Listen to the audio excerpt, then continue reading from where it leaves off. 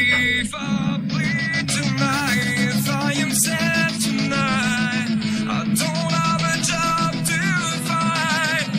And if I work tonight, if I'm so tired. Gentlemen, start your engine!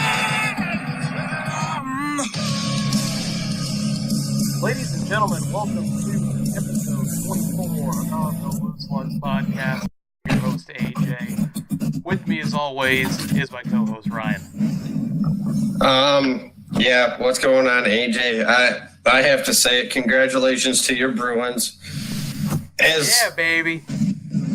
As much as it pains me to say they played a great game last night. It was a good game 7. I enjoyed it. I enjoyed watching it. I was cheering for the Leafs, obviously, but congratulations to Boston. Yeah, they played a great game. It's going to be a good series, though, against Tampa Bay. Steve Yzerman's Tampa Bay Lightning. And I will be there for Game 1, Saturday, 3 o'clock p.m. Eastern at Amalie Arena. Can't wait. First playoff game I am going Nice, to enjoy that. ever for any sport, let alone the Stanley Cup playoffs. And I'm stoked. I could not be any more excited. How high are you sitting, if you don't mind me asking?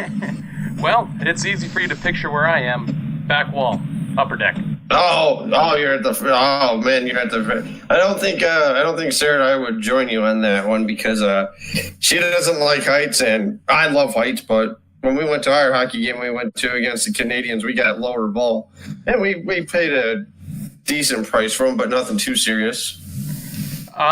You'll never guess what the ticket prices were. Face value. $100 That's not bad at all. for a playoff hockey game.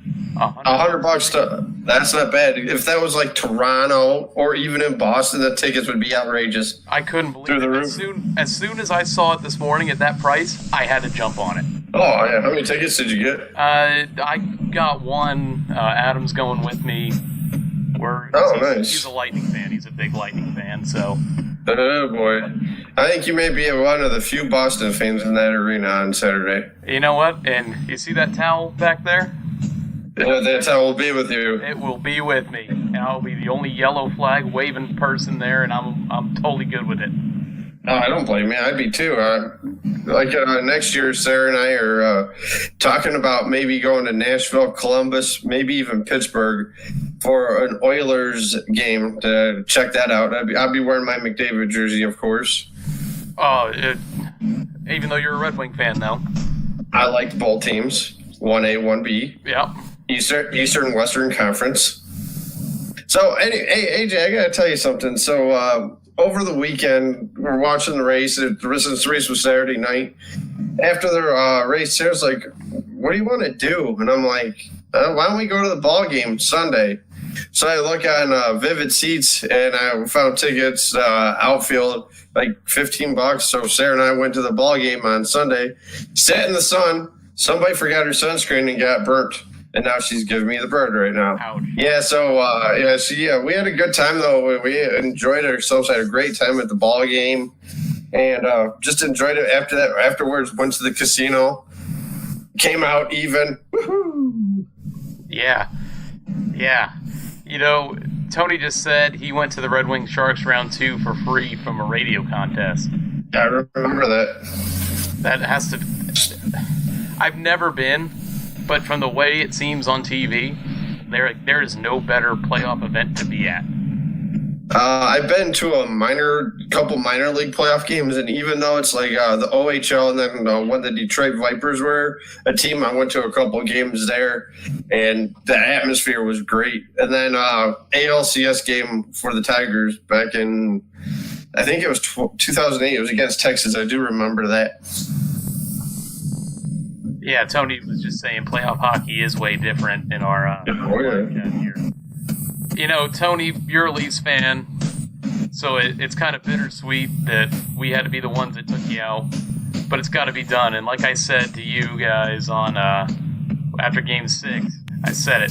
Now it's time to put Cinderella to death.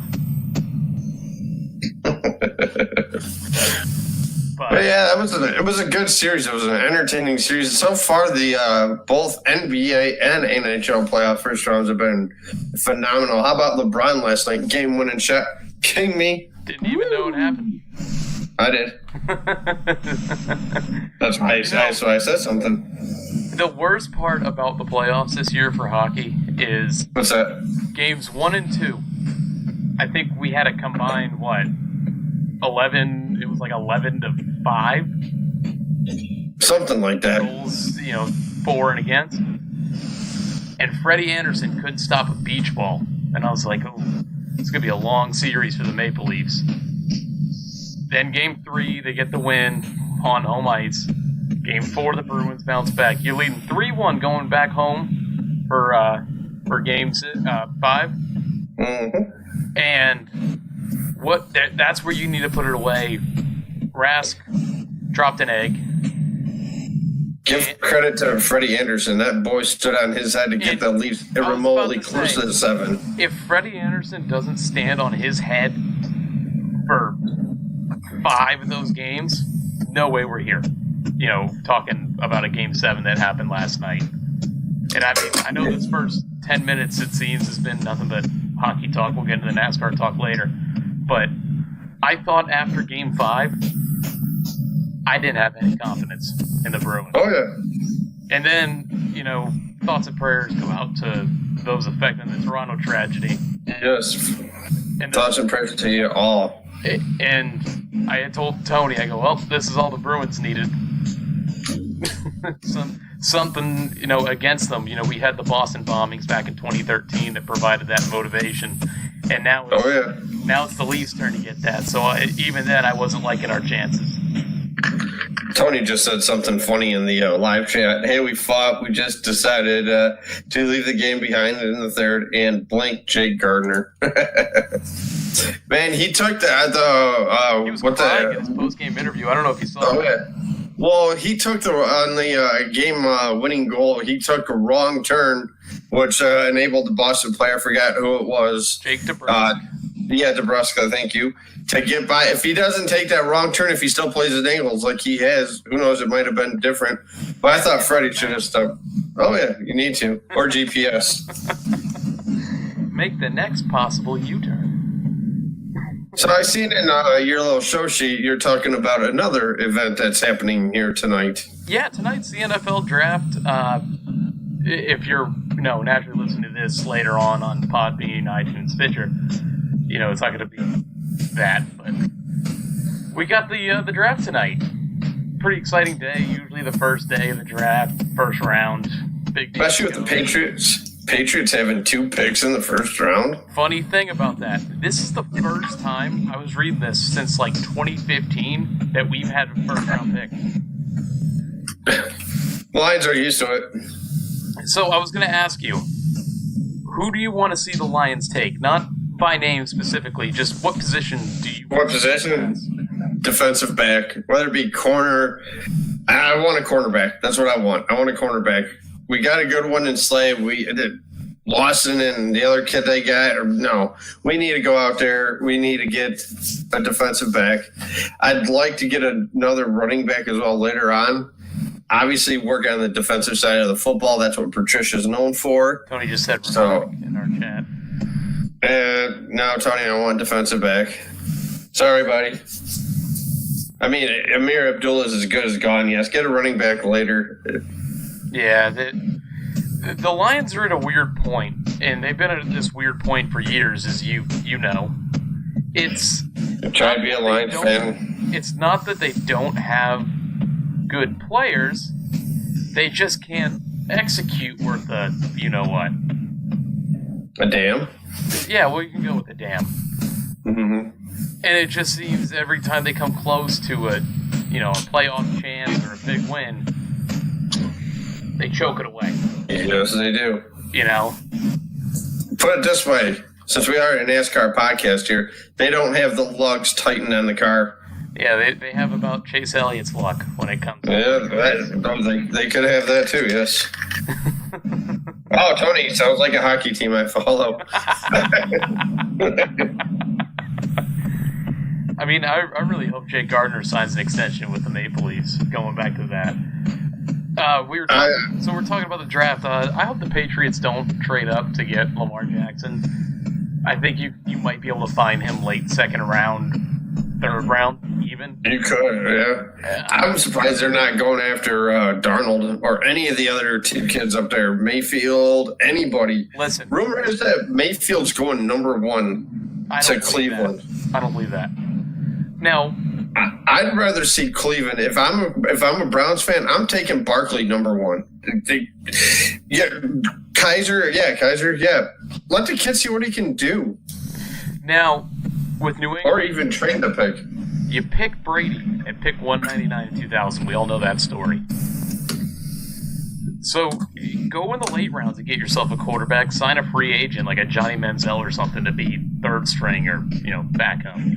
While you have this new draft pick, learn the system. Use these first 5 picks and you have in the top 95 to get your defense taken care of and your offense taken care of, and especially offensive and defensive line and linebacker position. Exactly. I mean, you guys are going to be safe. You still got Brady, so you guys will be all right. Yeah, and it's been a hectic couple weeks for New England football. Mm-hmm. Being Gronk the dinkus that he is. What was that you were saying in the chat a couple of days ago? What did you say about Gronk? That he came out and had a conversation with Belichick, and he's coming back for 2018. And I have a funny feeling that Belichick somebody on the radio show. Mm-hmm. Well, I have a funny feeling Belichick sat him down and said, "Listen, either cut the crap or we're sending you elsewhere, and we're not going to send you somewhere you want to be." Hey, Detroit's a perfect fit. Yeah. Oh, yeah, that's right. Okay, I know what you're talking about now. Yeah.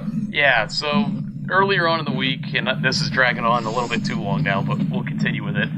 Earlier on in the week, I listened to a Boston radio show, and a guy calls in saying that he has a source saying that Rob Gronkowski is going to be traded to the Detroit Lions, 100% guaranteed. I just want to know what he's smoking. I wish there could be a drug test for that caller. I was when you said that, I was laughing hysterical. I'm at work and saw that. Everybody's like, "What are you laughing at?" I'm like, people are thinking that Gronk is going to be a Detroit Lion. People at work start busting out laughing, and good old time at work, that's for sure. I was talking to a guy down in Waterbury, and he said that he knows a guy who works for the New England Patriots and says that Gronk is gone next year. I was talking to the guy at the local Dunkin' Donuts. He said, "Man, that Gronk, he's more likely to be, he's going to become a Detroit Lion." Oh man. Ryan, we've been talking about football. Yeah, I was getting ready to say it. Let's get to some Tyra. We had a busy weekend in Richmond, and we need to unfold that and get to some big news later on. Yes, we do. And my Ryan's rant. So let's get it going. Tire up. Let's finally get into some NASCAR talk. All right. Left side. Coldest number better out. Left side. So we had both series this weekend at Richmond International Speedway. Raceway. I almost had to correct you there. Starting off Friday night, we had the Xfinity Series. Christopher Bell gets his first Xfinity Series win of the season. And who called it? You called it. And you know what? My Hemrick pick was looking good there for a little bit. It was. It really was. And then, I have it later on in here, but late race issues caused that to be a problem.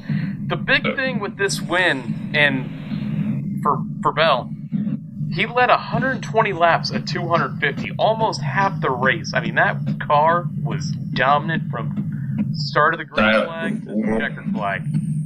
Dialed in, man. What can you say, man? Great car. Yeah, it is. And I've noticed that, too, about some of these races that these leaders are winning in both series. They go out and they lead a ton of laps. They're not just leading, like that late race pass or that gamble to stay out on tires to win, like Newman last year at Phoenix. It's been, you're going out there and you're kicking the tires off the field. Yeah. The worst part about this win for Bell is that it came so late in the season. And late, I know we're early on in the season, but a couple of these races he should have won. Oh, of course. It just, late race issues, whether it be on pit road or contact with another car, it's just hurt it for him.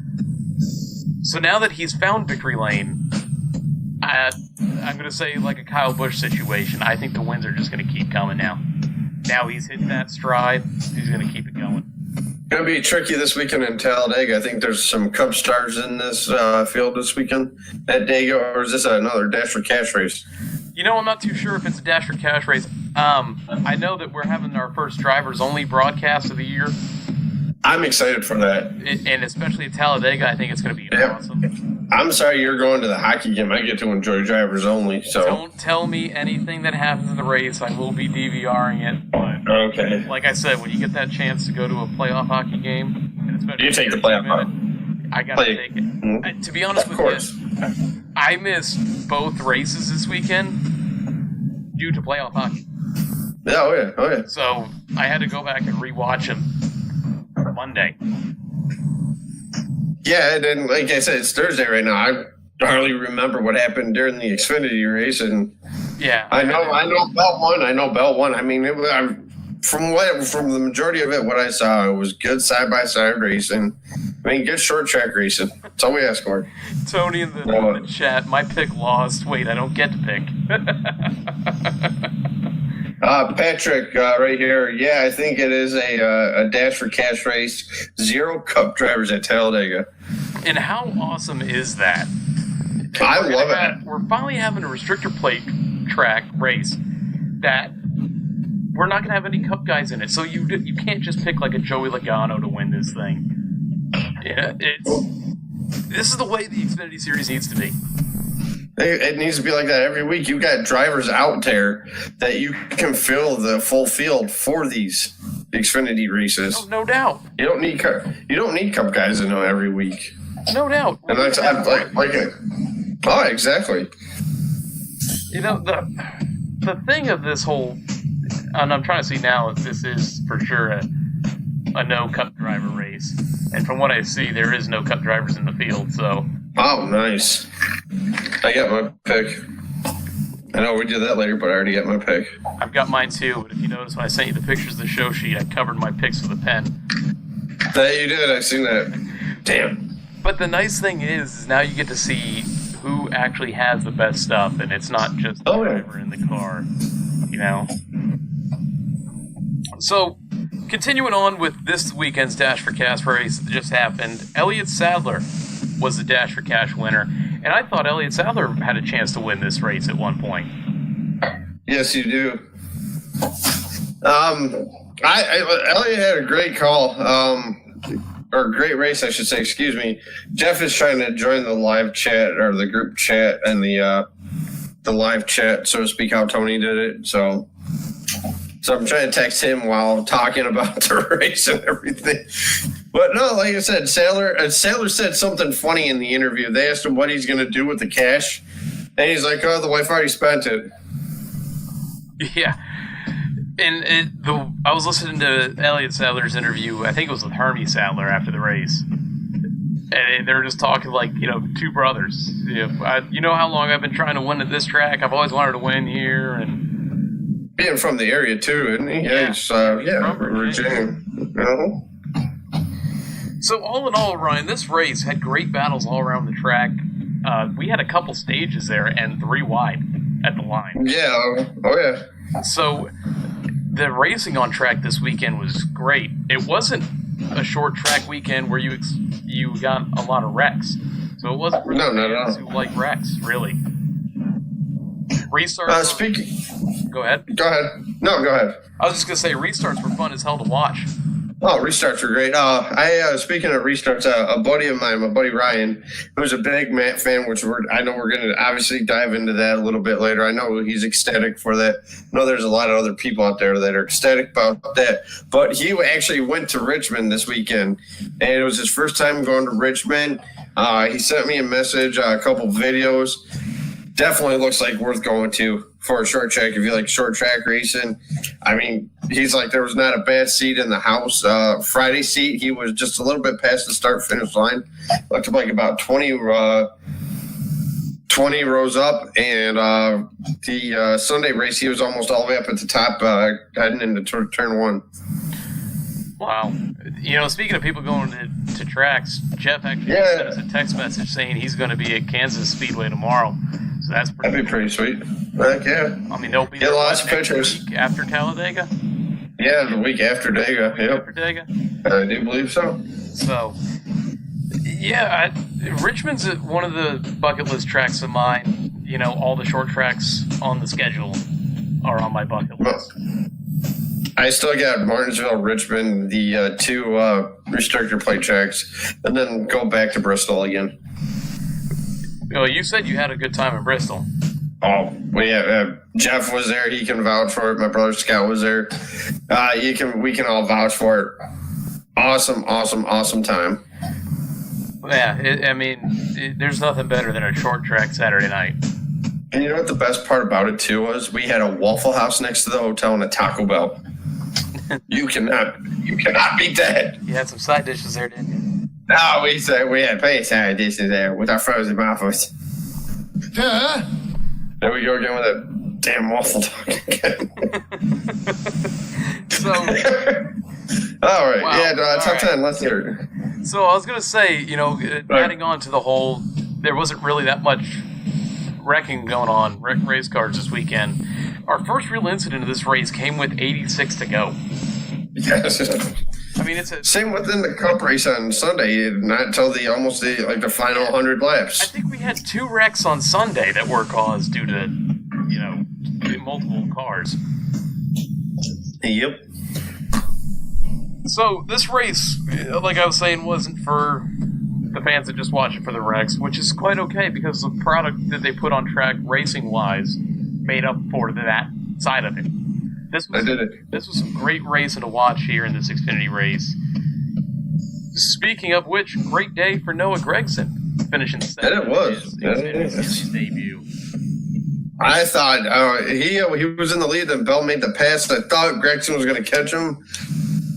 Like we said earlier, Bell had that pony dialed in, so to speak. Oh yeah, yeah. When Bell passed, it was on the restart. He passed Sadler, or was it? Yeah, I think so.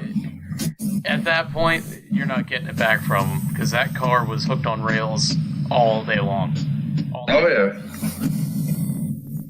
All night long. We had a rough day for Daniel Hemrick, as we were talking about. Yes, we did. He eventually had some problems. I think it was with a tire, or it was with his suspension, or something or other. Ends up in the wall. He ended up finishing, I believe, 30th in this race. Oh, wow. Yeah, I remember seeing that, too. 29th officially is where he finished.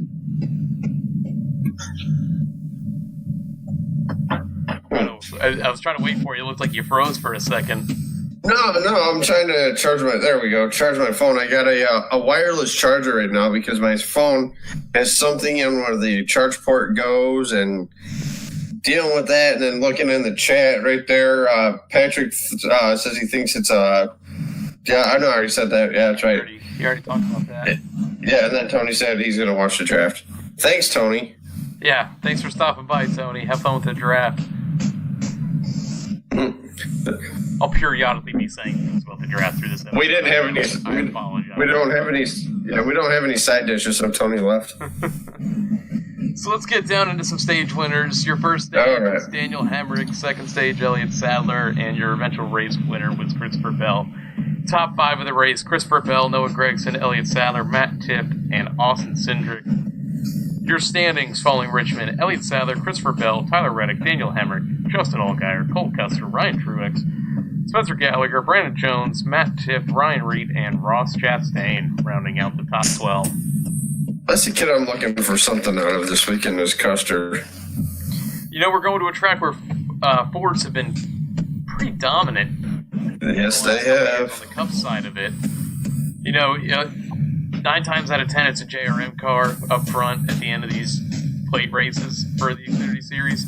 And I think it just goes to show how well they do with how they set up their restrictor plate cars as a team, which is exactly. Junior was always good at that everybody already knows. I think it just benefits them that much more when they come to places like Talladega and Daytona. Exactly. But yeah, like, you know what I loved most about this race too is when you said the stage winners. 3 different stage winners. Yeah, not something we had on the Cup side. No. Well, yeah, Logano won 2, and then, yeah, Kyle won the race. So I mean, that's different. Notable finishers here, Ryan. 13th, John Hunter Nemechek. I don't know why I did this backwards. 12th, Jeb Burton. Solid. Yes, it was. Burton boy. That's Ward's kid. Yeah, sure is. 29th, as we said, was Daniel Hemrick. And your next race, like we were stating, it's the drivers only broadcast.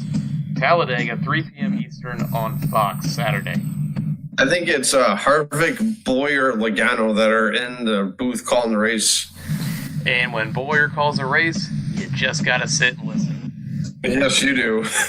That's what they were talking, because they were talking about that after the race on Friday night, because Harvick was in the booth then, and they were like, yeah, I see you're gonna be calling the race, this, that, and the other thing, and they're like, yeah, but you got to watch out for that Boyer fella, and I'm like, oh boy. And I think it's Stenhouse is in the Hollywood Hotel, and there's him and Hamlin, I think, something like that. When they did it at Pocono, it was one of the best things I've seen them do for an Xfinity race. Because Kozlowski, and I remember that too, because Kozlowski won the race, Ryan Blaney interviewed him, and then the next day Blaney goes out, wins the Pocono race. Kozlowski interviewed him in Victory Lane. I thought that was so cool how they've reversed the roles like that. Yeah. Hopefully, if something like that happens at Dega, they do that. Yeah. Now, what if you had it vice versa? What if you had Xfinity Series only drivers broadcasting the NASCAR race, the Cup race? They probably do a better job than some of the calls that are made. Well, look at that bright and yellow car, that blue car, that green car, that multicolored car. We're hitting on a prior Ryan's rant with that one. Yes, we are.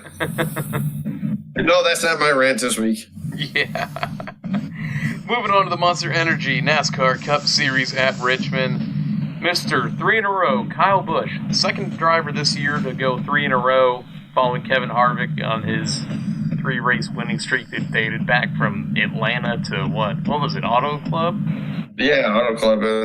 Yeah, it stopped at Auto Club because that's when Truex won. Okay, so it was Vegas, Phoenix, and Atlanta. Phoenix, Vegas, yep, Atlanta. Yep. I went reverse order, but I still got the correct order. Woo-hoo. Now, he didn't have the best car by any means in this race. No, he didn't. And Logano had a great car. The craziest stat I found on it, before this race, Kyle Busch had never won a race from 30th or worse. He started 32nd. He started 32nd. And by lap 15, I think he was in the top 15. Mm-hmm. He moved through that field quicker than I've ever seen anybody do it at a short track. And especially a place where, you got multiple groups, so it's harder to pass there at Richmond, but he made it look easy. It for sure he did.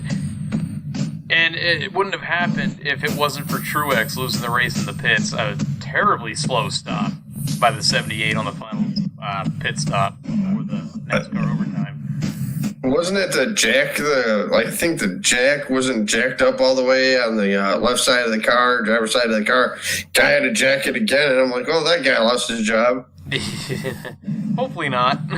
Yeah, hopefully not. But with, it's still early in the season. If it was playoff time and that happened, then Jeff just sent a text message out, which you're going to read and get a laugh out of. Yeah. But, like I said, pit stops, they can be won or lose a race on pit road. Case in point, Saturday night.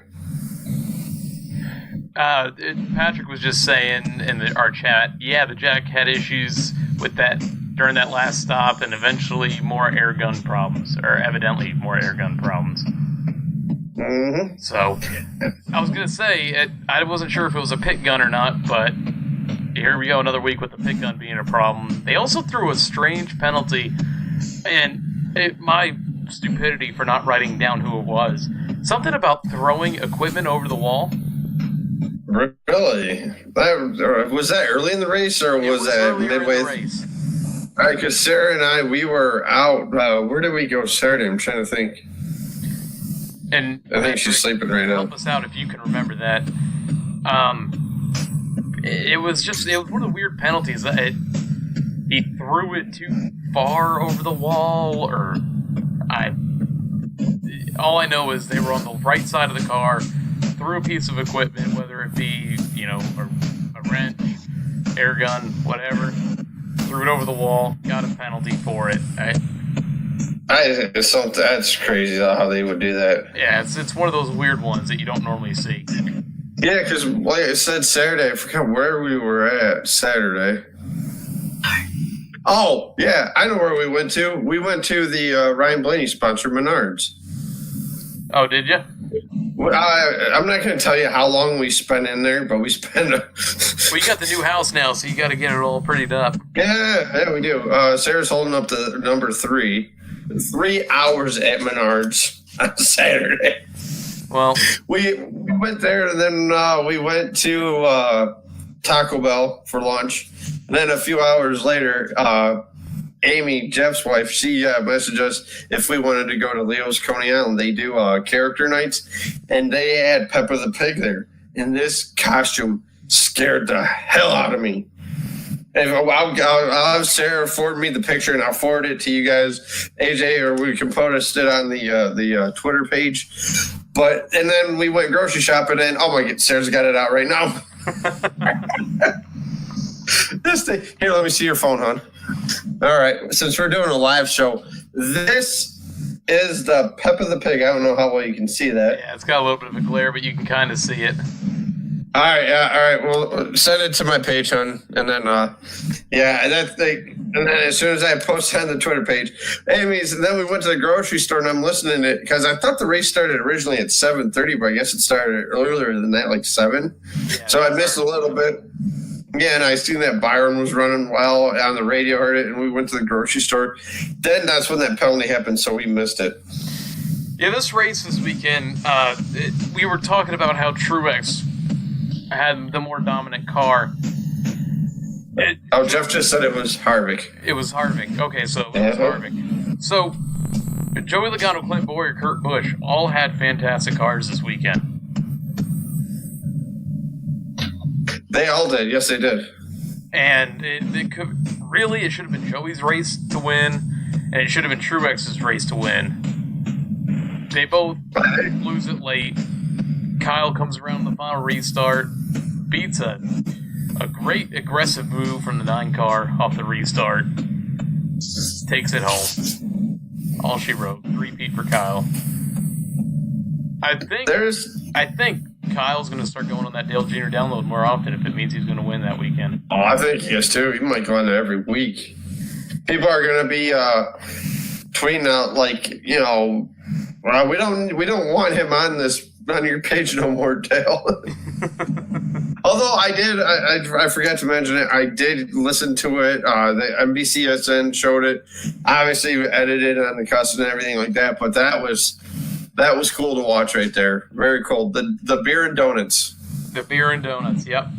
Mm-hmm. He was saying during that the cashier at the gas station was looking at him funny for buying Budweiser at 8 in the morning.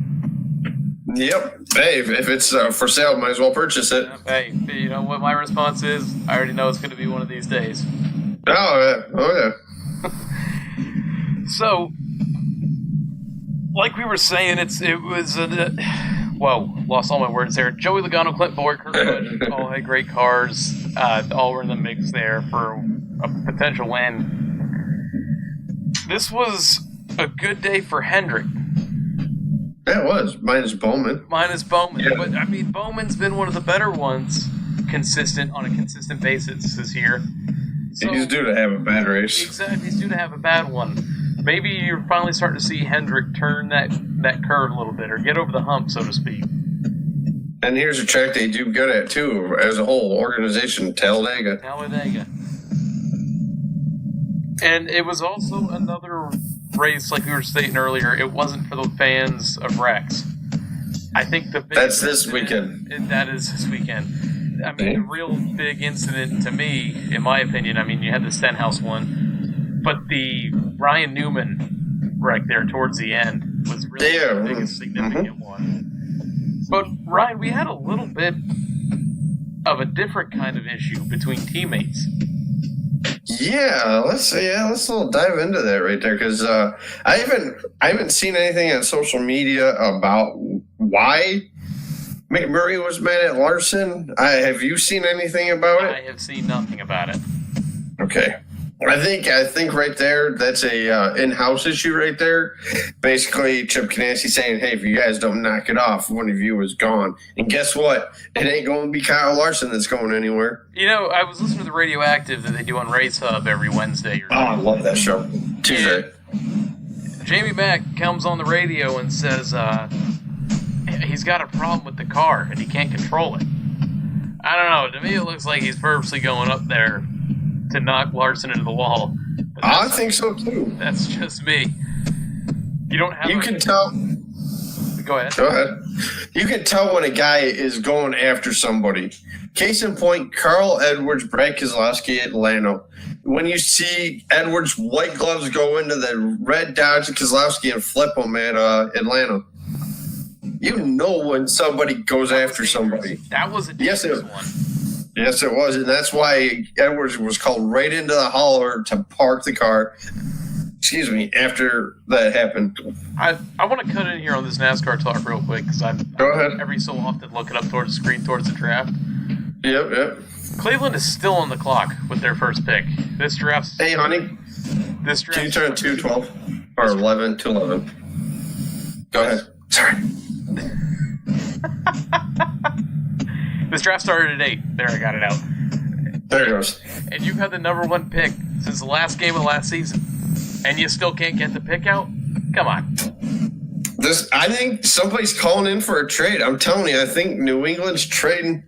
They will not trade for the number 1 pick, Ryan. That will not happen. Like, back to the NASCAR talk. Yep. It's weird because you don't see McMurray as that kind of driver, especially with someone who's in his own team. Especially your own team. You know, I know if that happened at any other organization, whether it be Hendrick. Well, it did happen to Hendrick once. Gordon and Johnson got into it, and then Gordon's like, the 48's starting to piss me off. I don't remember that. But guess what? As a professional team, Hendrick set them boys down and be like, hey, relax. RELAX. That's right. If somebody said that, I don't know who. Aaron Rodgers. I'm just trying not to remember that, but... Your stage winners this race, Joey Logano, first stage. Joey Logano, second stage, and your race winner was Kyle Busch. Your top 5, Kyle Busch, Chase Elliott, Denny Hamlin, Joey Logano, and Kevin Harvick. Your standings after Richmond, and there is number 16. I'm pretty surprised and happy to see. You have Kyle Busch, Chase... whoa. I was reading the top 5 again. Kyle Busch, Joey Logano, Kevin Harvick, Brad Keselowski, Denny Hamlin, Martin Truex Jr., Ryan Blaney, Kurt Busch, Kyle Larson, Eric Almirola, Eric Jones, Alex Bowman, Austin Dillon, Jimmy Johnson, and rounding out the top 16, William Byron. Oh, that's right. And Ryan, I will cue you up on the Danica William Byron talk. Eat it. Short and sweet this week. He was in the top 5. I think he had a penalty on pit road, if I wasn't that mistaken. And, you know, where did he end up finishing? I mean, it was top 10, I thought. It was top 15. William Byron, actually, he was top 15. He finished 12th. That's right. I knew he was up there. I mean, he had a strong car. He was up there, top 5. Because we were getting into the grocery store, and they had William Byron top 5. And Sarah's like, I'm like, hell yeah. Sarah's like, what? I'm like, Byron's in the top 5. You know, for some reason, I'm looking back at my show sheet. Yep, picks in. Yeah, I just saw that it picks in. I didn't do any notable finishers. No, you didn't. So, going through this list, you had William Byron 12. You had Matt DiBenedetto finishing 16th. You had Ricky Stenhouse Jr. finishing 23rd. Bubba Wallace 25th. And down towards the back, 37th was Ryan Newman, where he eventually finished. They're showing a lot of Baker Mayfield highlights on the screen, Ryan. Is that who they I don't know. We'll find out. Oh, they're comparing him to Brett Favre. Great person to be compared to. I would not compare him to that. He is not proven yet. But they're all speculating that it's him, I guess. Yeah, they're speculating. The Browns themselves, I guess, haven't come out. If I'm them, like I said, I'd take Barkley. Like I said, let Kaiser see what he can do. If Kaiser's not the answer, go out in free agency. That's true. So by the way, go ahead. You know how the draft was in Philly last year? Yep. You know who won the Super Bowl last year? Oh, don't you start this. Continuing on. Next race, Sunday, Talladega, 2 p.m. Eastern on Fox. I am not letting you say that statement. That will not happen this year. No, because it's in Dallas this year. Dallas people are thinking that. I know Dallas ain't going to win. Oh, I hope Dallas probably good. I don't. Are they booing him? We keep cutting in on the NFL draft here. I hope to God they're booing Roger Goodell right now. And that's all I'm going to say on that. Baker made. They took him number 1. And all Browns fans look pissed. Yes, they do. Wow. So Baker Mayfield, the number 1 pick in this draft. Oh, this guy's taking his Browns jersey off right now. He's got it. Oh, never mind. He's got it. I thought he was going to burn it. Oh, man. Only on live TV. There's people celebrating, but... And by the way, I'm calling it right now. I was a diehard Baker Mayfield fan in college. I love the kid. Why the Browns?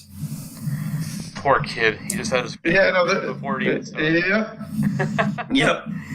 All right, Ryan, this is where we're going to get into some fun here. It's time for Tire Rub.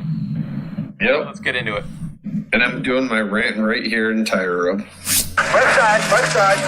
Pull this left rear fender out, left side. All right, so I'm going to get to the big news last here. I want to hit on 2 bullet points. Oh, man, we're waiting. NASCAR is considering a composite body change for Cup cars at short tracks next year, which this rule probably won't take place till 2020, but they're talking about implementing it next year. And Colt Custer making his Cup debut this weekend at Talladega. I know we talked about it a couple weeks ago, but... He ran at, what was it, Vegas? I know he's been in the car. The 50, yeah. Uh-huh. So he's coming back into the car. Nice job, dummy. Yeah, that happens. So, now let's get into the real news of the week.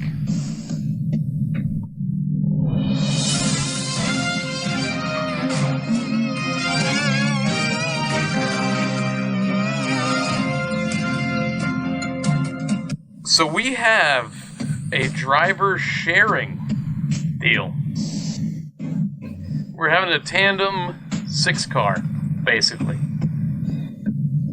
Trevor Bayne will be driving it part of the time, and that other part of the time, it's going to be Matt Kenseth. Matt Kenseth is back. It only took one too many weeks to finally get a former Cup champion back in a race car. And it may only be for part of the time, but damn it, it's good to see him back in a car, especially a Roush Fenway car. I'm happy he's back in a car because, like we said last year, it's a shame that he's not in a car.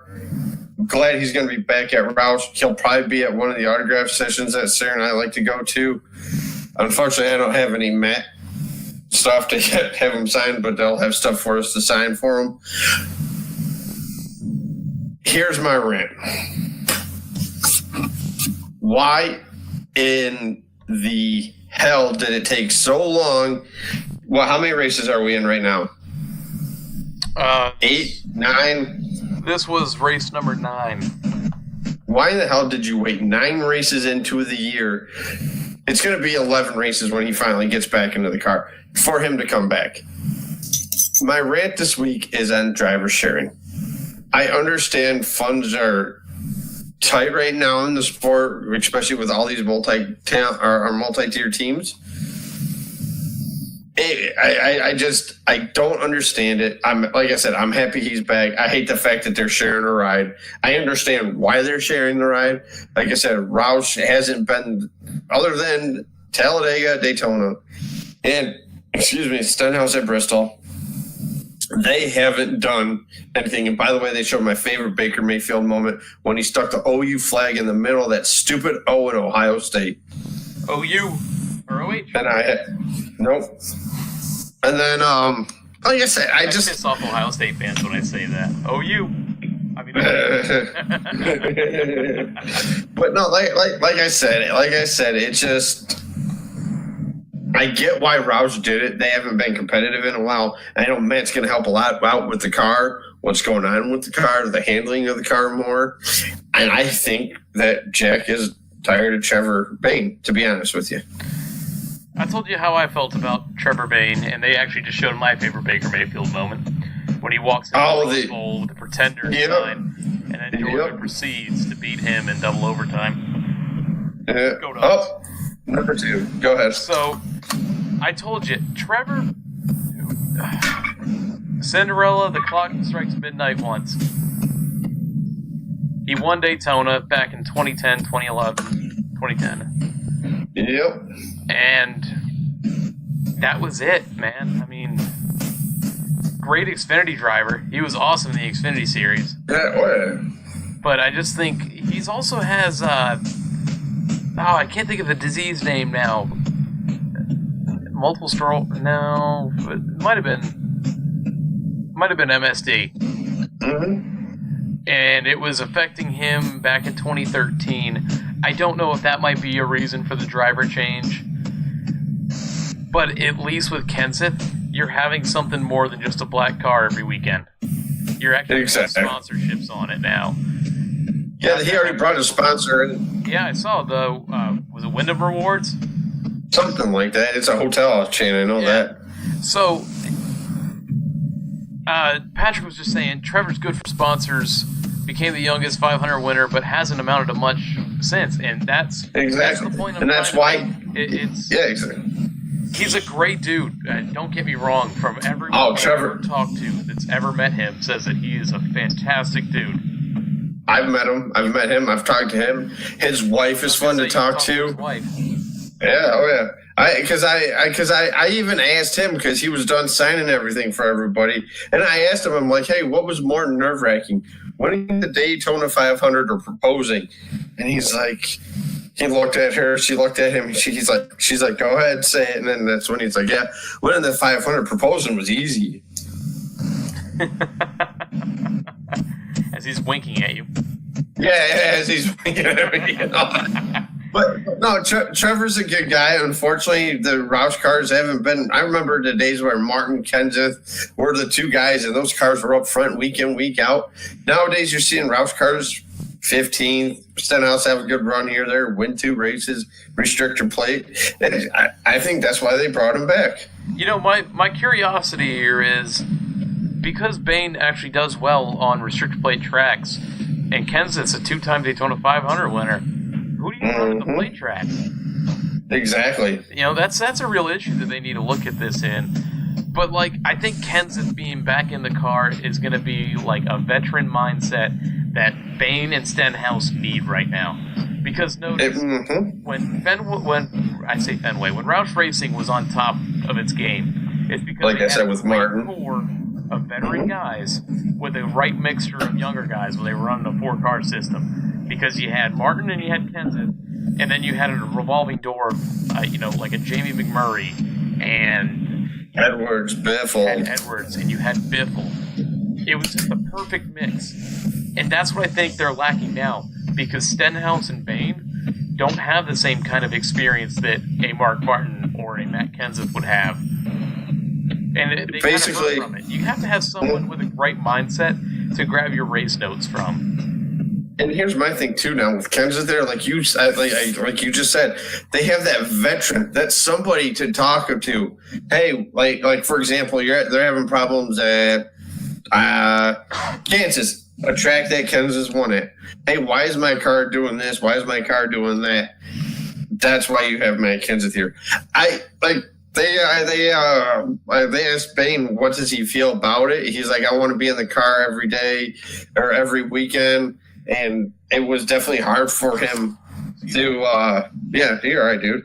It was definitely hard for the decision. So, my personal opinion, I think he's gone at the end of the year. They may even get rid of him before the end of the year. I was going to tell you, last night you had sent out a tweet of what people thought about the whole Kenseth thing. Yes, and our buddy William Soki said, the Kenseth deal could be revolutionary. My thought process as an owner, sponsor as many races as possible. When not sponsored, have the best guy drive the car.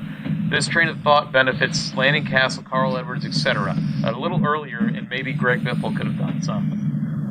Which, don't get me wrong, I miss Biffle in a car. I do too. You know, I've met all the Roush guys. I've met all the Roush guys. Bane's a great guy. Edwards, when it was his final year at Roush too, and he was cool to talk to. Biffle was really to himself. Stenhouse is fun to talk to. Jack loves to talk to Sarah and I. We have the tires, which we got to find a place to put them in the house right now. Right now they're in the basement. Well, we're thinking about doing something like that, have the autograph side up, and he's like, man, these are the tires from the race and everything like that. Yeah, Trevor had a good car too that day. They both had a good car that day. It's something that he loves talking to us. Jack, you got me the autograph last year from Jack. Yes, I did. Yes, I did. The Valvoline car, of all things, which was cool. Jack seems like a really cool dude to talk to. I mean, a lot of stories, a great mindset as a car owner. They didn't make the Roush Mustang after him for nothing. They're speaking of Roush Mustangs. The museum, they have a prior open house to when they're here in June and August, and it's all Mustangs, and they're gonna have the museum open. So it's gonna be definitely. I saw Sarah post something about like a homecoming event. Yeah. I think we'll be heading to that too. So is that when they're gonna have Martin, Kenseth, Biffle, those kind of guys there? No, I don't know. I don't know if there's any drivers that are going to be at this. We'll have to look more in depth.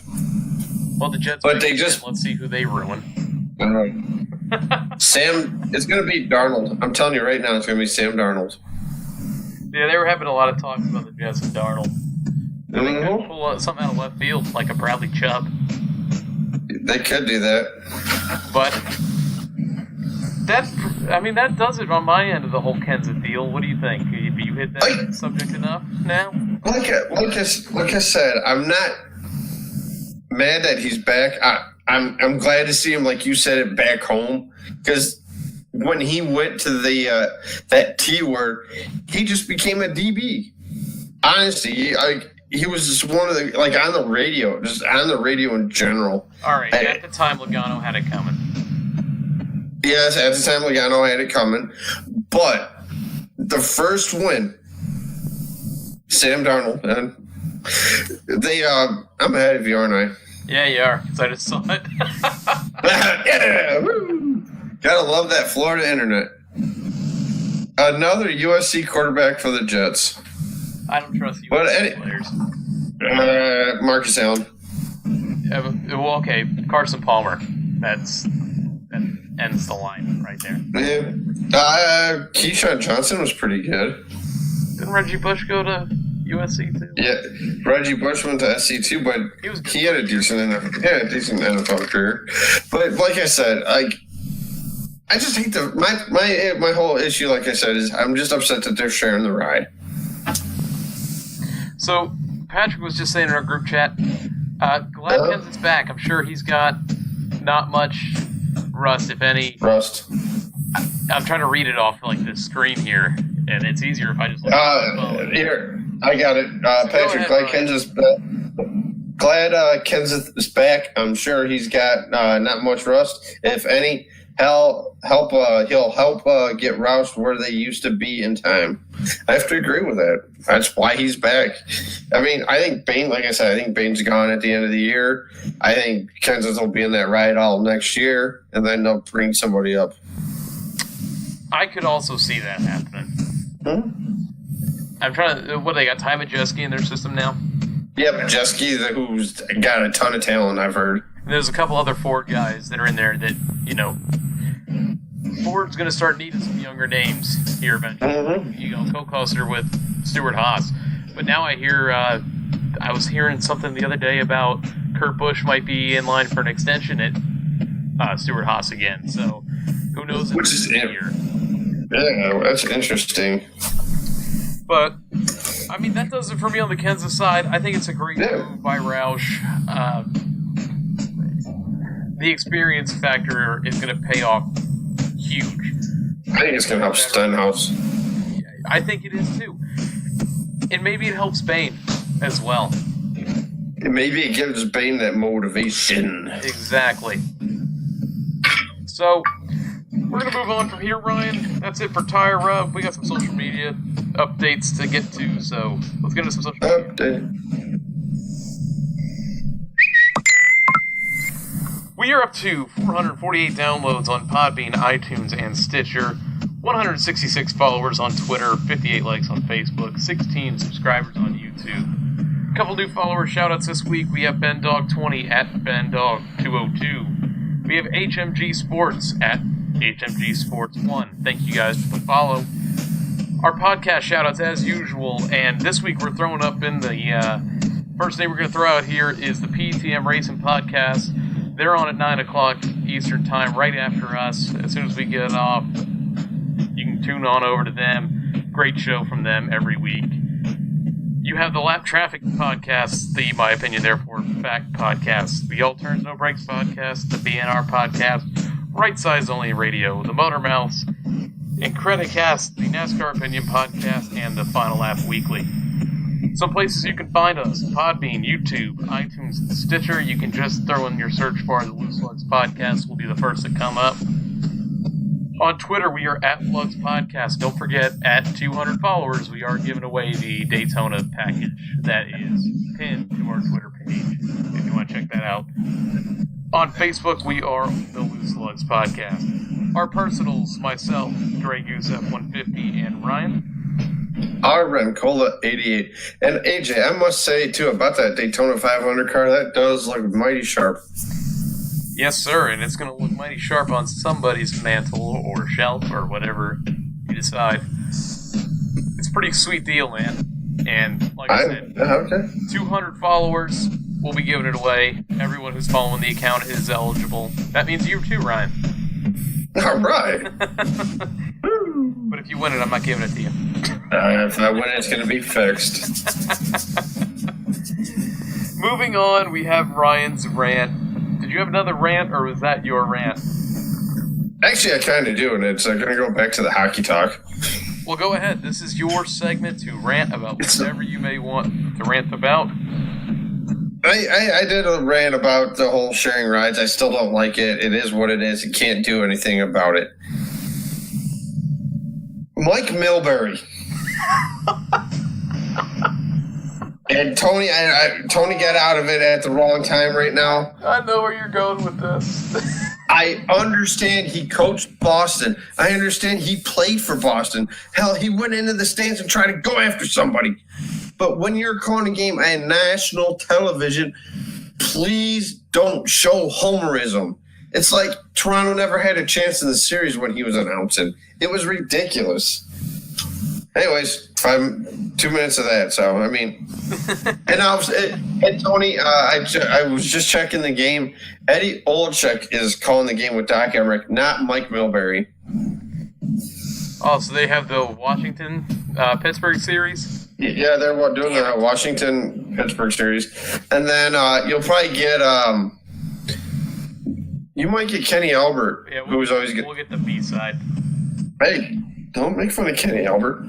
I'm partial. I like Emmerich, man. I know you're not a fan of him. I don't mind him, but there was a goal that Boston scored, and you figured they just won the Stanley Cup, and I'm like, it's round one in the playoffs.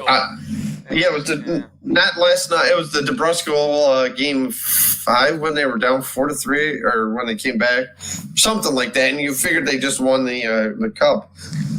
I love hearing Emmerich call the game. Oh yeah, he's a great announcer. Don't get me wrong. There's times where you get excited, overexcited. And another rant. I don't know if you've noticed this, but the lack of winners this year in the Cup cars. You've had 2 3-peats already this year. I'm not saying there's nothing wrong with the car. I'm not saying there's anything wrong with the competition. But what's going on, AJ? You got any answers? I mean, Harvick from Atlanta to California when Churchville went in California, and now Kyle Busch now. So 6 of 9 races have been won by the same driver. Mm-hmm. And I'm going to look through here to see who's got wins this year, just to refresh my mind. Austin Dillon won Daytona. Martin Truex Jr., Clint Boyer. There's your other winners. So that's... Yeah, and Austin Dillon at 14th in the point standings after winning Daytona. That's good looks. That's showing up great, isn't it, winning Daytona? Good looks. But, hey, I mean... It's your usual suspects. Mm-hmm. And that's about as far as you can put it. It's Denzel Ward. Okay. Hey, look, what school did he go to? See what I'm doing? Sarah's giving the thumbs down. I was giving... I mean, OH. No, it's OU. So, I've got really no answer for it, Ryan. I think, last year we had... How many different winners? 15 different winners? Yeah. I don't think I think you may have, like you said, 15 different winners last year? Around there? I don't think you're going to have that this year. It's just the trends each season that you go through. You know what I'm saying? Exactly. Like last year, different winners almost every week. This year, it's going to be the same dominant teams. But we're also not even halfway through the non-chase season yet. The regular season. We're not even halfway through it yet. No, we're not. So, there's still a lot of time to go. I think once you start hitting tracks a second time, you're going to see some different winners pop up. I wouldn't worry quite yet. No, not at all. Like I said, normally now you may have 6 or 7 different winners, and obviously not this year. No, not this year. But one more question for you, AJ, and then we'll go into the white flag here. Does Kyle get 4 in a row? No. Nope. You're going to a track of Talladega. He doesn't. Unpredictable. Do well there. He does not ever do well at plate tracks. I would say it ends here. Plus, he blames Goodyear when the tire miraculously pops when he's leading and takes out Junior. Don't get me started on that. But you say no because of the unpredictability of Dega? Oh, yeah. It's good to know. All right, let's predict Talladega, Ryan. Let's get into some white flags. Oh, man, did I just not say unpredictable? Now we have to predict? Here we go. White flag. Tight, keep working the mirrors. In line with you, coming to the white. Only 2. All right, so last week I went first on the Xfinity side. I'm going to let you go first this week on the Xfinity side. Who are you taking? Elliott Sadler. You son of a bitch. Damn it. All right, I get switched up. I'll take Justin Allgaier. I was going to take him too, but... I gotta keep changing my numbers every week because of you. All right. On the Cup side, I already said I'm taking Allgaier. On the Cup side, Mm-hmm. to win the race, I'm taking the number 9 of Chase Elliott. Showed a lot of promise at dual races and in the preseason at Daytona. Unfortunately, got taken out in the 500 to no fault of his own when he was making a move towards the front. I'd take the 9 this weekend. And who's your dark horse? My dark horse, the 10, Eric Almirola. With a track like Talladega, we were talking about the unpredictability of it. Eric Almirola always finds himself right place, right time, is half a lap away from winning the 500. And he always seems to find himself up front at the end of these races. So for me, it's an easy sleeper pick, although no pick here at Vega is easy. Exactly. So you took the 9 at Chase Elliott. It's coming, it's due. It'll be there soon, but I am taking the 2 of Brad Keselowski. Good pick. Yeah, thank you. Rochester Hills, Michigan's own Brad Keselowski. So here's the funny thing. If you go in our chat here, Patrick sided with me on the on the Xfinity. Oh, yeah.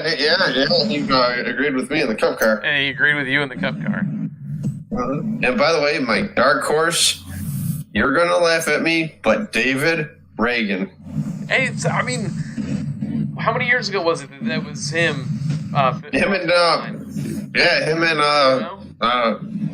who was his teammate at the time? David Gilliland. That's not a bad pick. Oh. For a dark horse. There is no bad dark horse pick when you go to Talladega. You can pick Landon Castle. I mean, anybody. Danica. Oops. Too soon. Yeah, I know. So, Ryan, what do you expect for Dega? I mean, this is the second plate track of the year. We saw how Daytona worked out. What do you see? Daytona was wreck filled. Obviously, Dega's wider than Daytona. You still get the wrecks. There will be wrecks, yes, but it won't be wreck filled.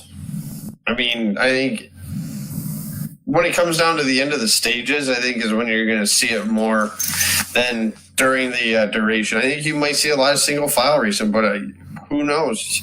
I'm actually going quite the opposite on that. I think it's going to be wreck filled. Really? I do. I think if Daytona is any bit of an appetizer for what we're going to see this year at plate tracks, I think it's become what we know of plate racing in recent memory. The last 2 years, they've pretty much been crazy. I mean, all out. Especially with the points. Especially with them stages. So, I see it still being a wreck fest this weekend. Maybe when you get in the playoffs, it's not going to be as bad, although we had that Talladega race last year that was red flagged, 3 times? Oh, under 3 red flags. Under. Right, yeah, under as well. Yeah, I'd take the under on that. But that does it for my end on the prediction of it. Yeah, exactly. I still think it's going to be a great race. I mean, Talladega is too unpredictable. Same with Daytona. It may be wreck fest. We may have a caution-free race. Well, minus the stages. So, I mean, I don't see that happening. It might. Maybe second stage, you know. Uh-huh. But that does it for me, Ryan. You got anything else you want to add tonight? Nothing. Another great show. Love doing these live shows. So, I mean, I see Patrick likes listening to us. Thank you, Patrick. Tony, who was in here. And if there's anybody else out there listening, man, hope we're doing you guys proud by doing this for you. We love doing it. Yeah, I'd like to throw a special shout out to everyone who stopped by in here tonight. Thanks, Tony, Patrick, for talking with us, and Jeff, too, who was sending us text. Oh, yes. Thanks for stopping by, listening to the show. We appreciate every bit of it. To the PTM Posse members that were here tonight, checking us out, pre-gaming with us before you check out their show. And if you haven't, make sure after we're over, you go on to their YouTube channel, check them out. They're in for a good show tonight. You'll enjoy it, I promise you. And with that being said, we're heading to Talladega. Plate racing, home of the big ones. Ryan, hit him with it. And by the way, my dad used to call it Tala. Freaking Dega. He didn't say freaking, he said the other word. But we will see you at the track. Rubbing is racing, boys. Everyone have fun at Dega. It's going to be a wild weekend.